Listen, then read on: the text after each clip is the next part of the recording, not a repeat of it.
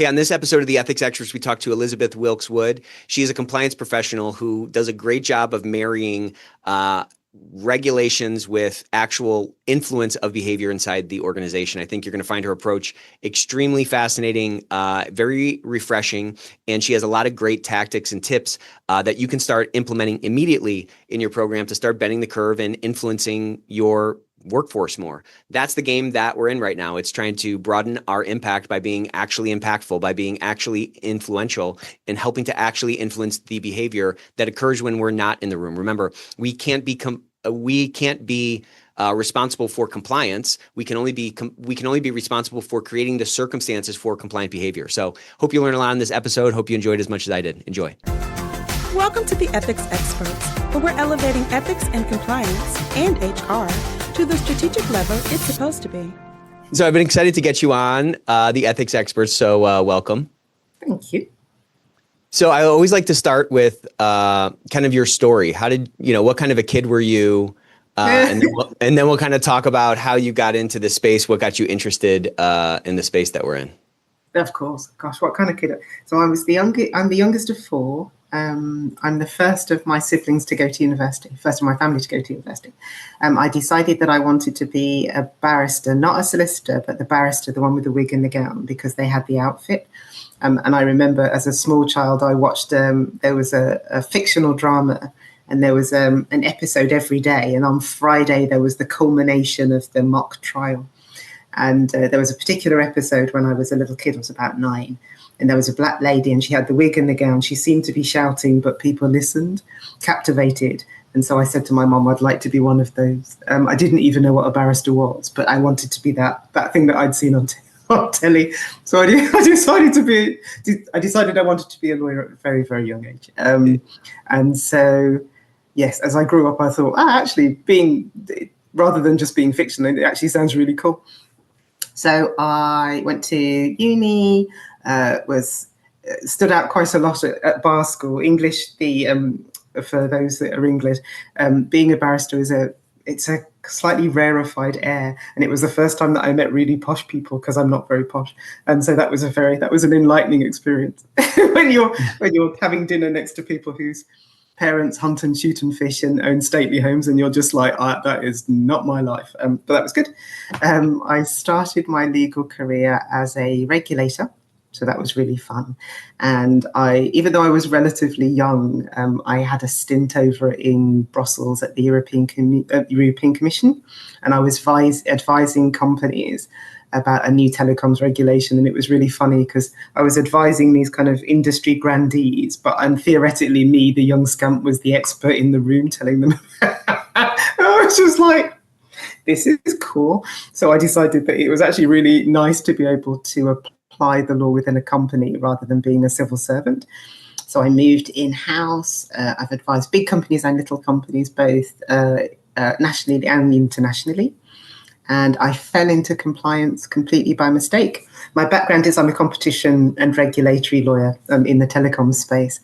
And I can almost tell you the day that I fell into compliance, which was I was in the room with the general counsel chatting, and we received a call from our head of legal in a French subsidiary who asked about whether or not we knew any competition law firms in Paris. And we were like, but you're in Paris. And he was like, well, I've been calling round, but they're all conflicted. And we were just like, is there something that you would like to tell us? Now you come to think of it, yes, we have been receiving quite a lot of correspondence from the regulator. And we thought that we might get some legal advice.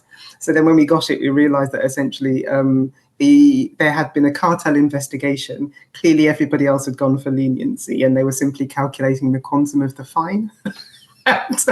They hadn't thought to tell the group. They hadn't thought to get external advice. We were just like, Houston, this is not a good position to be in. The general counsel looked at me and went, compliance, you do it. And I was just like, I don't know anything about compliance apart from the fact that the e-learning takes too long. The policies are really complicated and I never quite understand what they're all talking about. And he went, then fix it. So I fell into compliance completely by mistake as somebody that just thought it was all very, very, very complicated.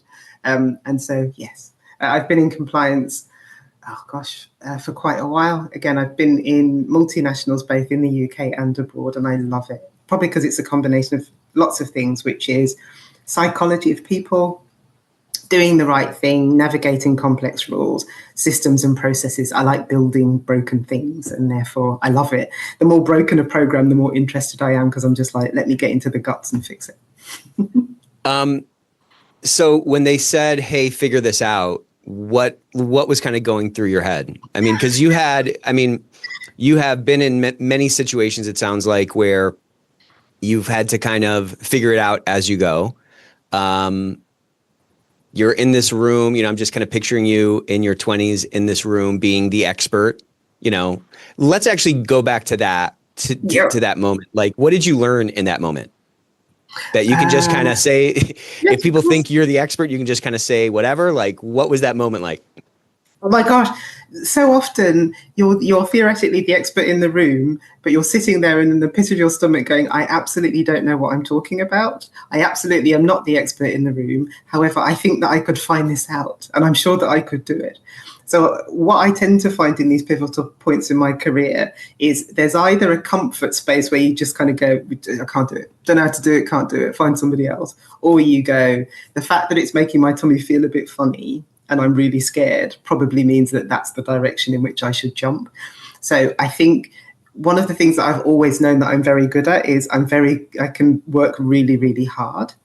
And I love doing research. And so as soon as I knew that it wasn't an area that I was comfortable in, I thought, do you know what? The first website I'm going to go to is the French Competition Authority. I wonder if they've published any guidance about what a good compliance program looked like. And thank you, French authority, they absolutely have. And so I negotiated with the General Counsel a set of undertakings. Within my back pocket was this became my Bible, which is, if that's what you want us to do, we will do everything and more.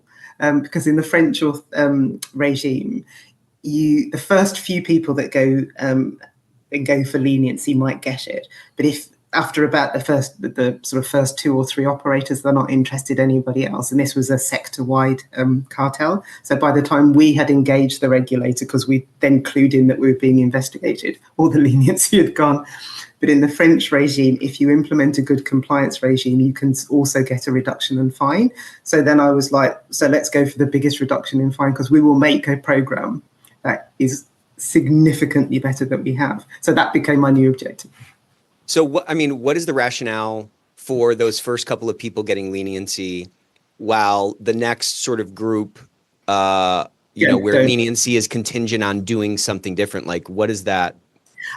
So in the under the European sort of competition law regime, if you're a sort of a participant in illegal conduct, but you proactively go to the regulator and you give them information that they've not seen before, but what happens is, especially if it's a significant cartel, you might go to them with information, but they've generally got it because somebody else that threw everybody else under the bus has already disclosed all of that. Yeah, and it's not new info for them. Yeah, exactly. We know. You're just like, but the worst of it is, of course, especially if you have experience of a cartel, defending a company that's in a cartel, you can't be the main ringleader and apply for leniency, because otherwise then theoretically crime could pay, because you could just absolutely facilitate a cartel and then throw everybody under the bus when you've made your money. So you even though you're proactively disclosing as much as you can to the regulator, you put a bit of a spin on it, and you need to make sure that you're not looking like the ringleader. So what ends up happening is the little guy ends up being implicated by everybody, because they said, we just went along with that guy. Yeah, that's the ringleader, that little fella. And the little guy's just like, who, me? And so even though you were an absolute idiot, and this situation was one where it was the quintessential competition law thing, which is conversation got hairy with competitors. Our little guy truly did sit there, was just interested and just listened, didn't really participate, was just like, oh, this is interesting. So it is a reason why you have this. You leave the meeting, you have it minuted that you leave, you then call your competition lawyer so that they say, my guy left the meeting. So it was the quintessential case study of an absolute idiot sales guy that sat in a room when the conversation got tricky, didn't leave, sat there, and then was implicated as part of a cartel participant. And that was the one that we then realized that, yes, we were going to get no leniency because everyone had thrown us under the bus. We had Gotcha. So, I No mean, idea. what constitutes a cartel in the French regime or in the European context? Because the cartels I think about are all South American and they sell fentanyl and cocaine. Yeah, it's not quite so exciting. So this was in the logistics sector, and essentially it's so terrible. Again, any European competition lawyer will just get sort of chills as soon as I'll say it. Invariably, it's within the context of a trade association. So you have competitors in a room, and often trade associations have legitimate reasons. So they're kind of discussing, I don't know, a common issue within the industry. However, once you get competitors in the room, it's very easy. Instead of having a quite benign anodyne conversation about objective stuff, is like, what are you doing on that product? Why don't you take those customers and I'll take these ones? And that's exactly what happened. So a very legitimate conversation became a very problematic conversation. And unfortunately, they meet time and time again, started sharing commercially sensitive information and realized it was easier to collude than compete. It was the quintessential. It's what you train all of your salespeople never to do that attend a trade association. That was what we did. And like the rationale is that if there's sort of anti-competitive forces, then the market's not really working. Exactly. This kind of conglomerate or this cartel can essentially operate as a monopoly, which is bad for consumers. That's kind of the rationale 100%. behind breaking those up. And instead of competing on price and competing on innovation and fighting hard for every customer, right, it's just easier to collude and sort of segment the market. And you kind of actually, it means that you can artificially keep your prices higher, because now Nick and I are not competing. Nick has 50% of the market. He leaves me alone. I have 50%. He leaves my customers alone. And we all just can keep our prices high. Customers have no choice of anywhere else to go. We end up making more margin than we really should, and competition authorities get really very squirmy. And the thing is, I used to be a competition authority regulator, and so it was just like, this is so annoying because it's so stupid, and it's exactly what we tell you not to do. But so if that if that stupid salesperson or that idiot, was he just not trained? Do you think he just didn't recognize that he was in hot water and he was just kind of curious, or what? Because it didn't sound like he was really kind of pulling strings and like wheeling and dealing. No, although according to the other participants in the cartel, he was sort of one step down from Al Capone. However, I think there's it's just like, he's a criminal mastermind, you say. Yeah, he's the kingpin. He's a mid-level sales guy who was just an idiot. So I think it was a combination of two things. And it's also partly why the compliance is so interesting, right, is it's really easy to have a very good paper compliance program where you have all the policies and procedures, and often head office just kind of says here and translates things and just kind of says, do the training, we translated it. Take our policies, we translated it. And generally the subsidiaries go, none of this makes sense in our world. And the head office goes, be quiet, do as you're told. And so they just go, okay. And so they are not doing what it says in the policies and the procedures, and they ignore the training, but they get head office leaves them alone because they just nod and go, yes, of course we're doing it. So there was a bit of that, which is a program that had never really been embedded outside of the head office. And the second one is, I think it's not understanding the realities of being a salesperson. So as a competition or as a compliance person, if you put that scenario, you absolutely go, hang on, if you're in a room with competitors and the conversation starts getting a bit hairy, even if you didn't quite know anything about the law, you'd probably go, I'm not sure that we're supposed to be doing this. However, if you're a salesperson and perhaps your boss is like, make the numbers, get it done, figure out what the competitors are doing, because maybe that gives us a competitive edge, you absolutely understand that even if you had been completely well-trained, which this guy wasn't, but even if he had been well-trained, there's a real tension there, because you go, I know the training maybe says I should get out, but actually this would probably be good for my company. Not me personally, but actually maybe it does enable us to get a competitive edge. So it's at top of mind because I was doing some training on this earlier this week. There is inherently a tension sometimes between what we as compliance people say to the business and the realities of the roles that people are in, which is often their managers are just like, get it done. Well, there's these conflicting, like, layered incentives in place, right? 100%. And something like this is a little bit more in the gray, right? Like if I see somebody, reaching into the till and putting cash in their wallet, in their pocket, you get that like feeling in your gut. That's very clearly wrong, right? Yes. Something like this, where there's this sort of competing incentives where you're like, I don't really know if this is hairy. Is this water really getting hot? I have a loyalty to my boss, or I have a loyalty to my own checkbooks. I got to get the numbers, or I have a loyalty to the company and I want us to win. That's a lot harder to sort through, which again, to your point, is why it's so important to not only for compliance folks to understand what the realities are on the front line, but also to like truly embed that program. 100%. And I think one of the other things is it's super important that the saying that this is the way that we do business or this is the way that we don't do business cannot simply just come from legal and compliance folk, because you can imagine the more removed that you are from that function, that the easier it is. Like, you don't understand my life. You don't know that my boss is on my back. But rather, that importance of how we do business around here has to come through the commercial line, because it should be their managers that are saying, we don't do this, as opposed to the lawyer often in head office going, we don't do this, and people going, whatever, and you are. So it has to truly be tone from the top. And so often tone from the top is lots of lawyers going, don't do this, and sales are like, you're fine with that you job. Don't have a quota. Exactly. My boss says I don't have to listen to you. My boss says make my numbers, and you're just like, yeah. So back to that thing with the French regime. Yes. There's kind of this mess, and you're not able to get sort of the sort of like off the top leniency. You have to show that, hey, we're going to be doing something that's significant. You got this guidance from your deep research on what a good compliance program was. Do you think that at that time or at all, the French regime was really looking for just something in place, or were they really looking for a truly effective program? It was the latter. We were able to secure the highest reduction in fine under this sort of improved compliance regime. And I think it was because in part we were really honest. It's either my superpower or my greatest weakness is I'm really, really honest, sometimes to a fault. It's always both though, right? Your greatest strength is always your greatest weakness. I know. It's like, should I or should I not have a cape? I'll just have a cape because I'd like a cape.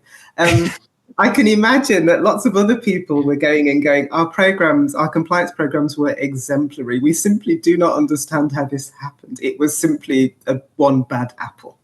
Right. I was in there going, which I'm sure they've never heard before, right? I know, they were just like, you don't say. I was the opposite. I was just like, look, I've experienced our program and I found it difficult to understand. And the training was really difficult and our policies were very long and very complicated. And I can imagine that as a sales guy, maybe he wasn't clear. But we are committed to making this better. And so I think if nothing else, they appreciated our honesty. Also, at one point, I think the general counsel and I made them laugh because we were a little bit like market traders going, if we did this, would it help? What about this? What about this? And I think they were just like, no one else is coming in. But we were genuinely trying to do the best. And we were like, we're open. We'll give it a go. What do you think? We're willing to try. And I think it was that open and honesty and candor. I think it demonstrated to the regulator that we really meant it. Because as you say, you can imagine that you get the slick lawyers in and they just kind of go, my counsellor said that I should say X, Y, and they're just like, yeah. Whereas we were just like, no, genuinely, we want to make it better. What would you suggest? We think this. What do you think? And it worked really, really well. So, I mean, I've had conversations like this a couple of times or kind of around this topic that I'm about to say. It seems like a lot of folks, well, I mean, you kind of gave the example. It seems like a lot of folks sort of go into these conversations with regulators and they're like, how do I deal with a regulator? And you have to do this posturing and I have to have this script and I have to not show any weakness, right? But I think a lot of people forget that the regulators are just human beings and they don't know the details. They don't know what's kind of behind the scenes. They don't, they're getting data from the people, the representatives from the company, you in this case, about what the state of affairs are and so forth. And it's puzzling to me how we treat, I think this happens like in work as well. Like the way we deal with our neighbors and our friends sometimes is different than the way we deal with our coworkers or our bosses. And when we're talking to a regulator, we're just talking to another human being. And so in my mind, of course, they're trying to understand like how committed you are to it. You said a lot of words like we were very candid, we were very transparent, we were very like genuine in our horse trading, so to speak, to figure out like what is going to really resonate with them. That's a very collaborative kind of vibe. That's where there's not a lot of pretense, where there's not these sort of like curtains up or these walls up that are kind of trying to, you weren't trying to hold your cards close to the vest. You were laying all the cards out on the table. And in my mind, if I was a fly on the wall, I would say, well, yeah, of course this conversation is going to go a lot better because we're just talking, person to person. What do you think prevents people from like engaging in that true kind of like humanistic way with a regulator who, like I say, regardless, they might have a different email address or like a different title, but like they're just a person trying to figure out a problem? I think I probably have more. I used to be a regulator, so I can remember what it was like on the other side of the desk when, frankly, someone came in almost swinging just after hello, and you were just like, oh, sorry, what's this about?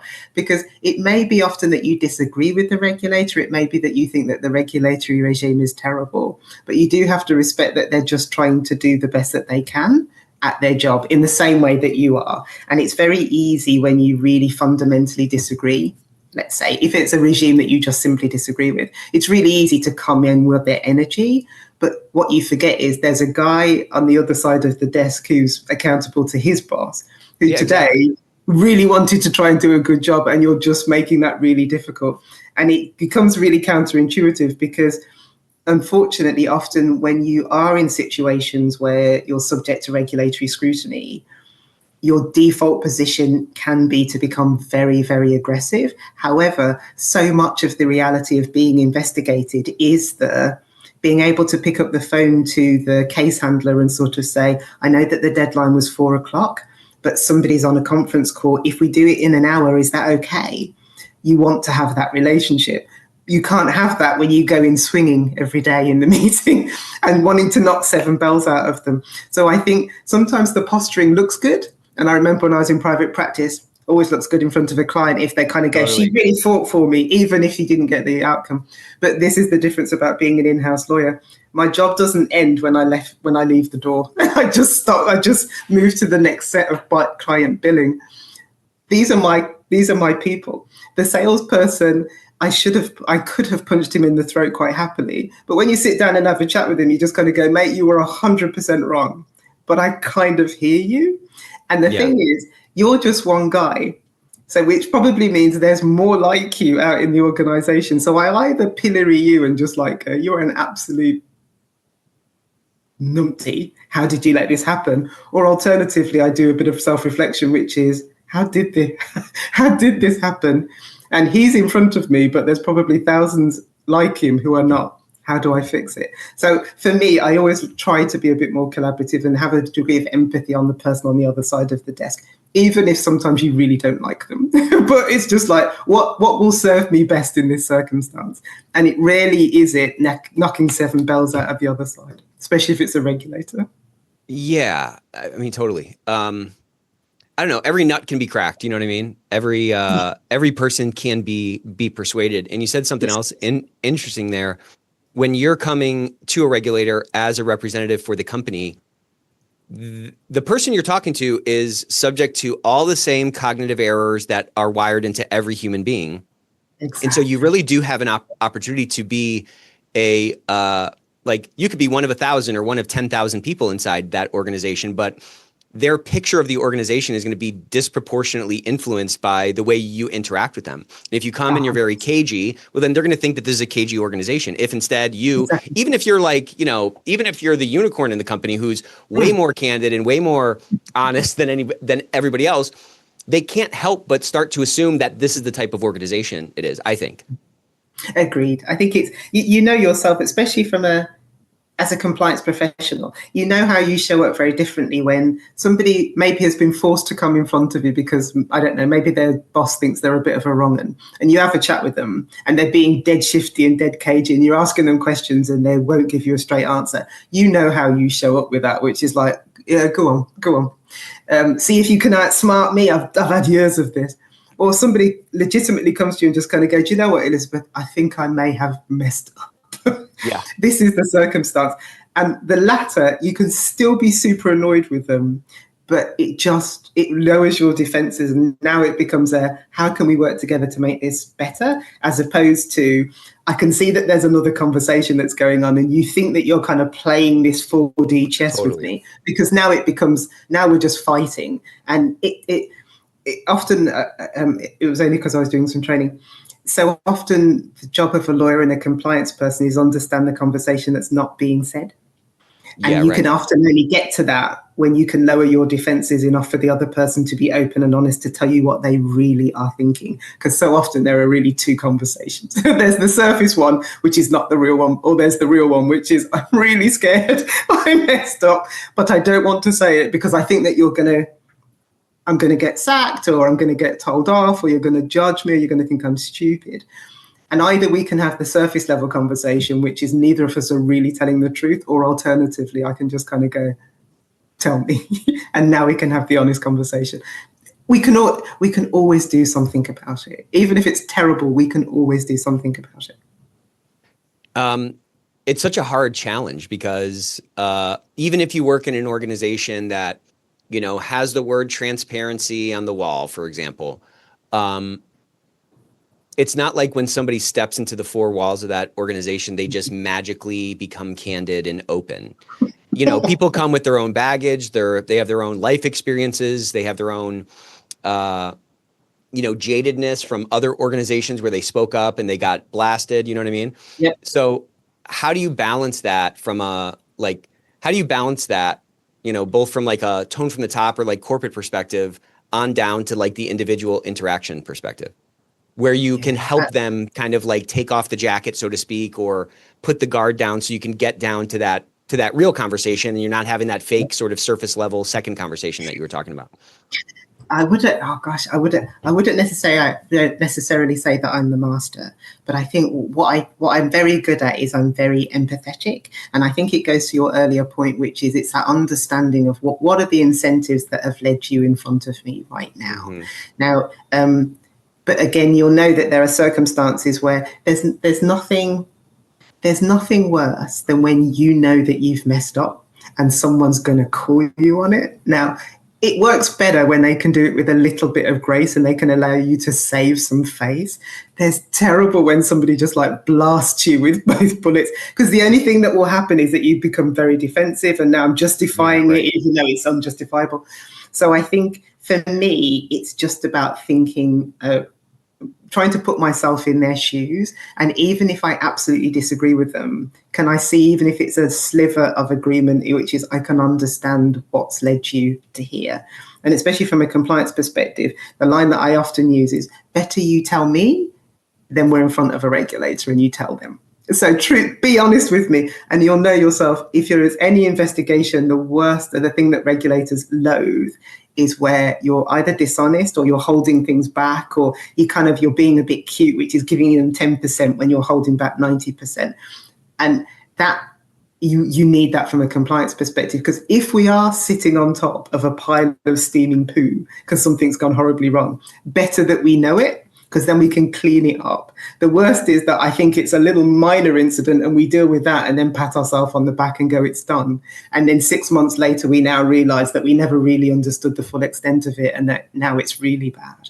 And so I can only fix something at the systemic level if I really understand it. And you can only accept that people are going to come to you and have to admit that they may be messed up if you have your defenses down and they feel that that's a safe space for them to do so, even if they know that there will be consequences at the back end of it.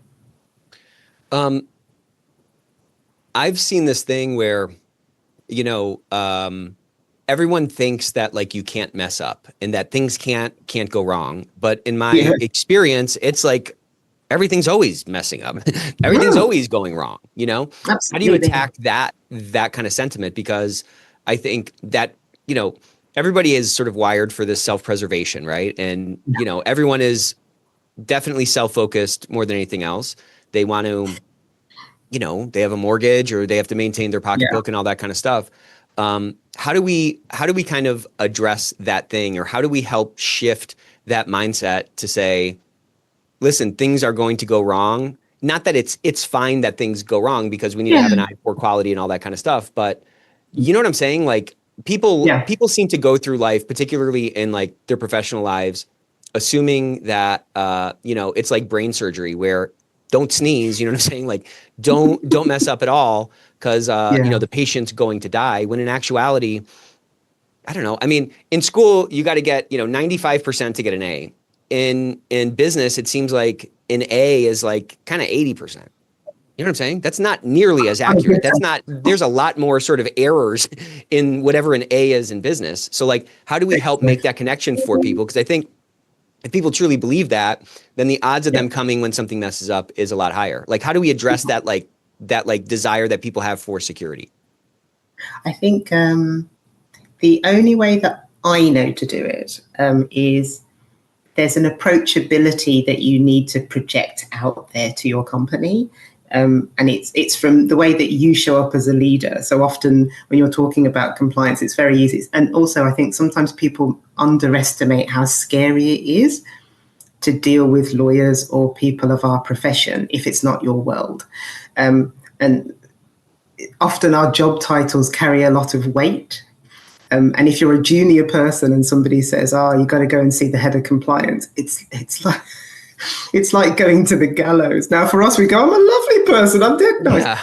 If you're super junior, it's just like, I am absolutely terrified that I've done something wrong.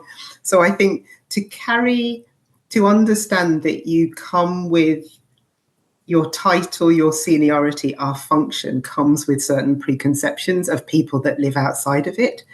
And it is quite scary to be in front of us. So if anything, we need to project more openness and more approachability, because otherwise it can be very, very intimidating. I remember when I was a young lawyer, and the funny thing is when you get more and more senior, when you're a young scamp, especially a young scamp lawyer, you often attend these meetings with like big bosses, and you sit there and you're like, wow, one day I'm going to be as smart as they are. And you sit there slightly confused about what's going on and praying that no one picks on you and just going to go, I have no idea what's going on. I'm just going to keep my head down. They are like gods to me. These people know everything. They're omnipotent. And you get up the organization, you go, some of these people are clowns and they have no idea. They're just really good at saying the right thing. And you go, they're just good at chewing on their glasses and looking, Exactly. And you just like, it's funny because you actually laugh because you just got to go, when I was a youngster, I would have thought that you were super smart, but now not so much. But isn't that crazy? It's crazy. But I remember it so vividly when I would sit often as a young lawyer in these meetings with like these really big people. And you're just like, I don't even understand the world that you live in. And then you meet them normally and you're just like, solid 5 out of 10. Solid 5 out of 10 in terms of solidly average. Yeah. And nice 5. In my first job, it was a financial services company, and there was this guy that I was like, my gosh, this guy, he's like you said, he's a god among men, and he just, within the office, he seemed like so like, man, he's the guy. He's so smart, walking with purpose and all this. And we went to a client, the first time I was on one of his deals, I was like, oh, this is awesome. I'm going to learn so much with this guy. And I did learn a lot from him. He was very smart. But the guy I saw in front of the client was like a little boy. And I was like, what is happening here? Like, I had this guy pegged so wrong. And it was such an eye-opening thing for me where I was just like, wow, if he feels that way, that's the way I feel, kind of, it's my first job, that was a real eye-opener for me to kind of take these guys down from Mount Olympus a little bit and realize that the only difference between human beings is we're just born at different times. That's it. It's not like you get to some age and you just are infallible, or you get to some age and you're just like, the epitome of wisdom. Everybody has these insecurities, and like, no one is perfect. You know what I mean? It ended up giving me a lot of confidence because like, oh, he doesn't know what he's talking about. I don't know what I'm talking about. I can do that. It's all right. And he seems to be fine. So what am I worried about? What am I worried about? 100%. So I think in terms of, And it's really easy for me to remember what that feels like. I remember being in front of senior people one-to-one and being terrified. And I was at one of the companies, and I was in the lift with the CEO and the chief of staff and a very junior person. And the CEO, she was just thinking about something else at the time. And I think she was probably preparing for a meeting or something like that. And the little junior person clearly knew that she was CEO and kind of went, "Good morning." And she didn't respond just because she was super duper busy and thinking about the next meeting. Yeah. And then the junior person just sort of got off, probably really, really upset. Shoulders hunched. I know. I was like, this is the worst day in the world. And I knew the CEO and I knew the chief of staff. And the chief of staff sort of turned to her and just kind of said, "You do realize he probably thinks he's about to be sacked." And she was just like, "Sorry, what? I was just just doing." She was in her something. own head. She was in her own world or something. Yeah. But the problem is, it's just like, but this, we're not having the same conversation. And to him, it wasn't that you were in your own head, but it was that you deliberately chose to ignore him because maybe he was junior or whatever. And it's so easy, Right. as you say, each of us are in our own head. Each of us have this view of the world. And I think it's relatively easy, especially as a Black woman, where I'm often in spaces where, look, I stand out and not always in a good way. It's really easy for me to put myself in the head of the outsider and in the head of the person that just did the dumb thing because they thought it was right, but now with hindsight, it was really stupid. So I'm like, we all make mistakes. And I think as a leader, it's about that vulnerability and the willingness to kind of go, I mess up all the time. I mess up all the time. Often the best things come out of the mess up, by the way, because you can only get to the good stuff after the mess up. Because when you messed up, then you just kind of go, I attacked that 100% wrong. But you know what? Now I know how to do it. And then it's a win. So sometimes the mess up is the nugget. And so being open and vulnerable enough to share that and encouraging my team to do the same. So we try to put out that energy, which is, we're really nice. It's okay. We won't get mad. We'll figure it out. We might be disappointed, but we won't get mad at you. And I try to do it as an example, which is, and I've said it a few times, well, I encourage my people just to innovate and try things. If it worked out well, we called it strategy. If it didn't work out, we call it a pilot, and we can just drop it and just do something else. So everything is a win in its own way. Yeah. You can kind of win or learn instead of win or lose, 100%. And I think if you show up with that mindset, I think it's a bit infectious and people kind of pick up on it, which is, yeah. And also remember the amount of times that you've done something stupid and countless times that I've done something stupid and said the wrong thing and congratulated some lady on her pregnancy when she was just had a big lunch and stuff like that. And then you hold your head down and go, please never let me see her again. But then the world keeps turning and it's fine the next day. So even how terrible it feels on the day, it's rarely as bad as you think. Yeah, that's kind of that spotlight effect where, if I have something in my teeth at a dinner party and I find out later, I'm just driving home thinking, I bet everyone saw that and everyone's talking about, oh my gosh, did you see him? He had stuff in his teeth all night. You know what I mean? But nobody's thinking about that. Everyone's just kind of focused on themselves and they're thinking about the stupid thing that they said that they think everybody else is thinking about. You know what I mean? 100%. A lot of freedom in that, though. You know what I mean? It's fabulous. And to be fair, sometimes you can, sometimes, and then this is the nice way, because I'm naturally introverted, so you can be very disarming about it, which is just call it out, for example. So I'm terrible with people's names, and I invariably just call lots and lots of people dear. And people go, she's so sweet.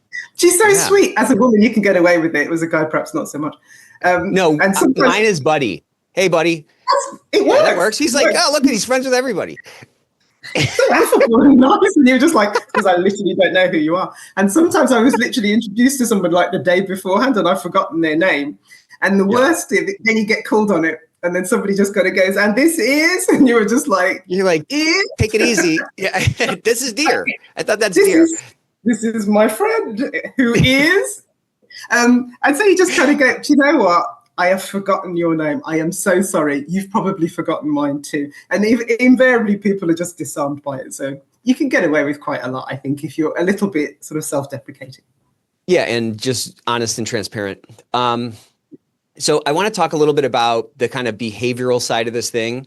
Sure. You said at the start you love compliance because it's like figuring out a puzzle and how do we move this from like a paper program that's just driven by head office down into the organization where it's actually affecting behavior. Talk to me a little bit about that. And I feel like that's such a massive gap in compliance programs in general. My sort of thesis is, well, I love this space because it's kind of a blend of all these really cool things. It's like you need to know the regulations, all that needs to be dialed in. The program has to work in practice, of course, but you have to also like influence people, and you have to influence people on the front lines. You have to influence managers to sing from the same song sheet and so forth. But there's this bias, it seems, to, and I don't know what it's driven by. It might be driven by the personality types that self-select into this space, where there's a certain security in the black and white words on a page that clearly a regulation is words. There's a box around that. Like we know what's in bounds and what's out of bounds. So there's a sort of black and white tangibility, whatever, to something like that. But to actually make it work, you have to kind of live in that gray and that more sort of amorphous thing that's harder to kind of wrap our hands around. If I press send on a policy, that goes out. Great, check mark, done. As opposed to like the harder thing, which is like, is this policy going to actually influence behavior? So you seem like somebody who is good at sort of straddling and sort of bringing that yin and yang together.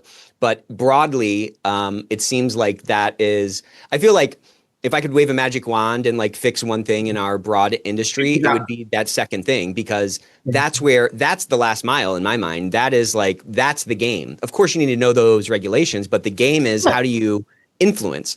So I just want to spend a little bit of time about that, because I think you have some expertise in that. I'm sure you wouldn't say that because you're so humble. But you just the way that you talk, I can tell that you have maybe a sensitivity to that, or a penchant for that sort of second that second thing, that kind of influence thing. Yeah. I think there's nothing quite so dangerous from a compliance perspective as somebody who kind of says, "We got this." Because I'm almost guaranteed to kind of go, loads of paperwork, right? Loads. SOPs, can't move from policies, loads of them. Training, impeccable. Go and find any sales guy and just ask him about any of this stuff, and he's just going to go, "What? We've got a compliance team." Exactly. Yeah. There's a policy, you said. So I think, number one, I hate wasted effort. Number two, I think I've seen, especially because I think my entry to compliance was a paper program, and it's so easy to pull apart, because generally go outside of head office, speak to any normal person, and they will go, "I have no idea who you are. I have no idea what any of this is. But my job is just to sell stuff. And if you think I would have time to read that 15-page policy, you don't understand." Yeah. Exactly. Yeah. You mean that e-learning thing that I just clicked through while I was reading the paper? Exactly. It's like, I am patting myself because my program is good. So I think it's an understanding, which is, for me, and I try to say it, which is the compliance program is what people do when my people are not in the room. If you're only doing the right thing because there's a piece of paper that says here that I should do it, we have already failed. Because we know that I can never write a policy that can anticipate all of the shenanigans that people could do to circumvent it. And so you either live with that and go, it's not about the paper, is it? Or you go, I will just wordsmith this so that it comes up with the form of words, and I will give it and dispense it like the tablet, and they will ingest it and they will live by it. I'm just like, because also you remember you're a normal person when you're out and about in the world. And as a normal person, sometimes you know the rules. I don't know, don't park there, but you do. Somebody gives you a bit of extra change in the store and you keep quiet. To be fair, compliance people would never do that, but normal people would.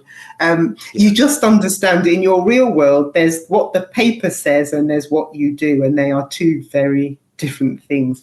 So from my perspective, it's how can I make you feel in your gut without needing to know about the paper. So one of the people that I give as an example, it was in the same company, and it was an individual who was very junior, and he did an amazing thing, which is, I think one of the customers tried to get him to do something naughty and he didn't do it.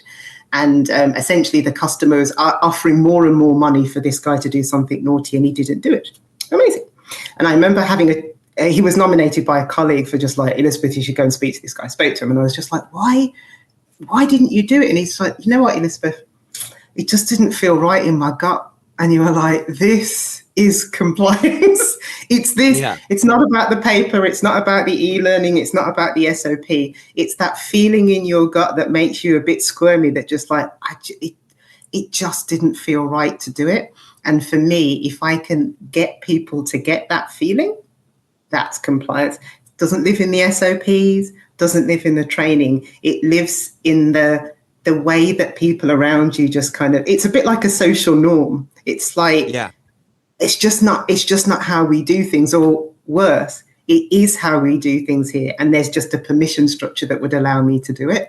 Because ultimately, unfortunately, I've been in some organizations, which is you just do whatever you can get along with. As long as you make the numbers, no one cares. And I've been in other organizations, which is we just don't do that. Not that way, not in this company. And it's how do you switch on the latter? And it's around, I think, holding people to a very high standard, not treating them like children, and not hiding behind the paperwork, because the paperwork will give you a very false sense of comfort. Super dangerous. I think that's what it is. And do you think it might be rooted down in in terms of those who get that sense of security from the paperwork? Is it rooted down in, you think, maybe the misconception that they think that they're responsible for compliance, as opposed to they're responsible for creating the circumstances for compliant behavior that they can't control? 100%. I was speaking to some of our most senior managers, and one of the people who had interviewed me for the role said, I interviewed Elizabeth, and he said she was down to the second two, and there was a person ahead of her that I spoke to, and he was like, compliance, it's like we're in a car. And it's a dual control car, and my job is to push the brakes when you drive too fast. And he was like, okay. So then me, big head, I came and I was like, see, compliance is like a car. And he was just like, do all you compliance people have the same analogy? Yes, we do. So it's like a car. I'm in the back of the car. My job is to teach you how to drive the car safely, because if you don't, we're both going to crash.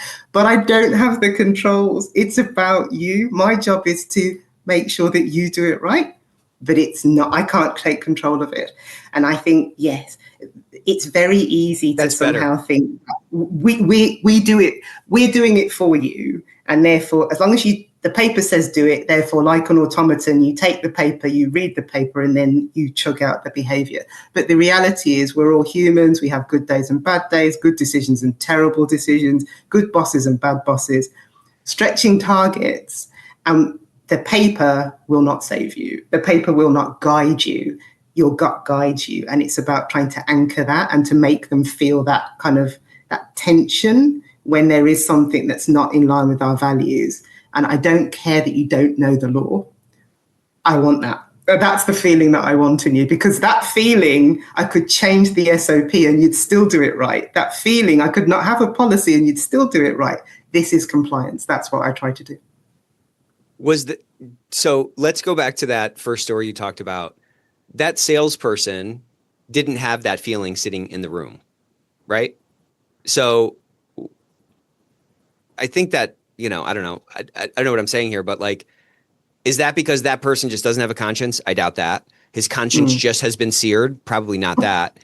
Is it a wiring? Some people are going to do the right thing regardless. And if you tell them what the right thing is, then they have that in their, their register in their mind. And they say, okay, well, that's sort of out of bounds and I don't want to do that. Yeah. I think that is, that's not in everybody.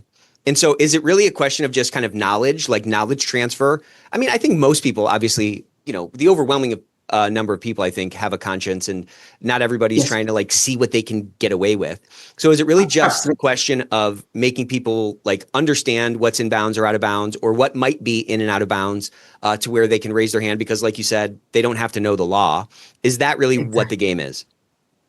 I think for me, yes, that particular instance, that guy, I think, was a function of two things. Number one, a paper compliance program, and an assumption that head office could dispense and some translated terrible policies training, and somehow it was guiding the behaviour of the people in the subsidiaries, which it was not.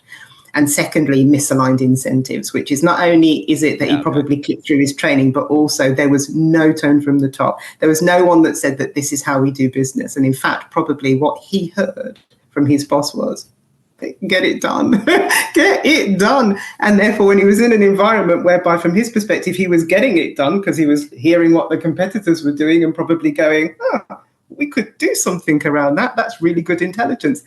At no point did he clue in and go, I'm not really sure that I'm supposed to be doing this. So I think very often it's a combination of the two. It's that old fraud triangle, isn't it? Often there's the opportunity and the rationalization, and misaligned incentives as well. So often misaligned incentives. That's also why you need the commercial line to be talking about this is the way that we do business. Because actually that tension, which is sometimes there is a misaligned incentive, you in particular need your commercial leaders to proactively flesh out those misaligned incentives, because otherwise they're driving the behavior in the organization. It's almost like there's a second language than what you're speaking that's actually permeating the organization, and you need to align the two.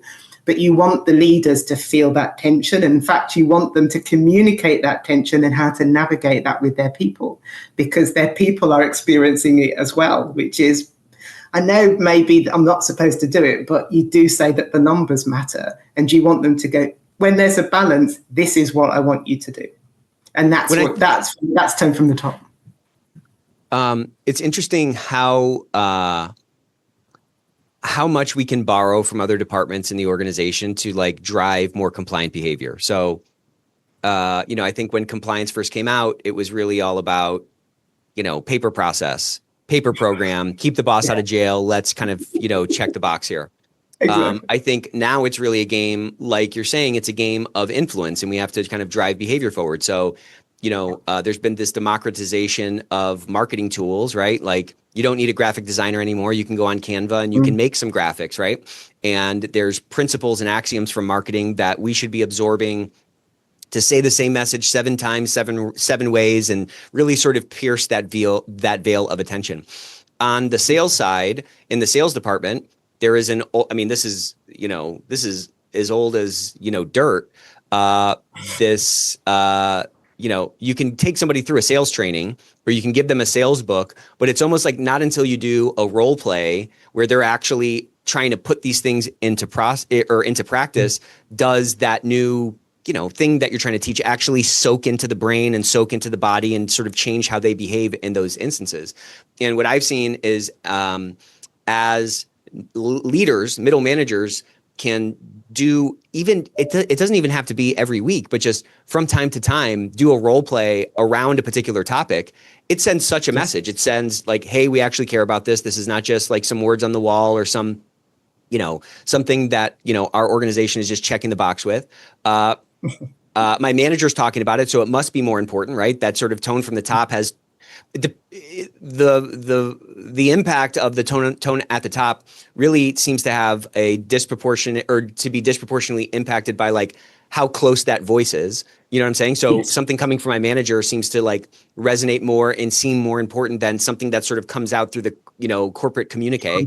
And it allows for us to see, either watching the role play or being in the role play helps us to kind of trigger that gut feeling that we need people to have when they feel like they're getting too close to that electric fence, 100%.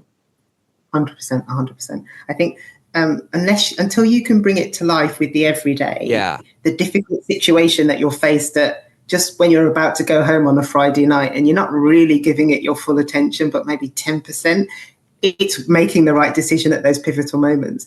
And what you hope is that the first time that they've ever thought about that is not when they're in the midst of the crisis, but rather, Yeah, I remember that Nick and I had spoken about something like that, or I did hear that somebody else had the same issue. Right. Exactly. It's almost like a bit of a drill, but it is a muscle that you have to kind of keep working, because otherwise it does easily atrophy. But I think your point, which is that the way that we do things around here has to be, it can't just be a legal and compliance voice, because it just lacks credibility. And it's very easy for leaders to go, oh, yeah, but I'm not a lawyer. They're there drawing down their fat salary. They don't know what it's like for us in the trenches. So it's essential that the way that we do things around here comes from finance, comes from sales, comes from procurement. So it's just like a kind of a thread that weaves into the DNA, as opposed to this jarring like record scratch of somebody going, and don't do that. And you go, huh? What was that? Me? I don't do that.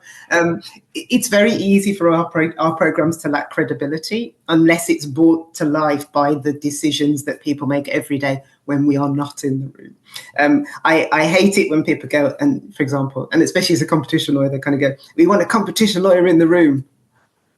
They can do the naughty thing just outside. Oh, come on now. If they're only doing it because you're sitting there as a lawyer, then we have already failed. Trust me. Yeah, that's a great point. Yeah, if you're only not running at the pool because the lifeguard isn't there, then that ain't working. I know. But for you, I would be feral. It's just like, I think we have bigger problems. And so it's about empowering the business to do the right thing when we're not there, which isn't comfortable.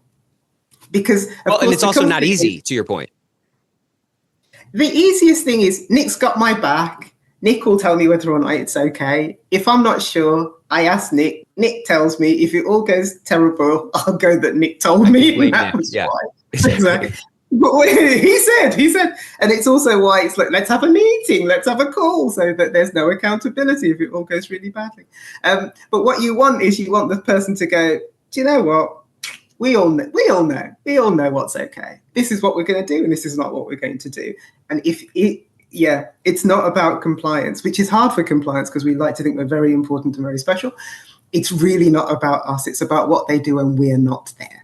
And make it easy and make it simple. But often we make the easy way the hardest way, and then we get surprised when people won't do it.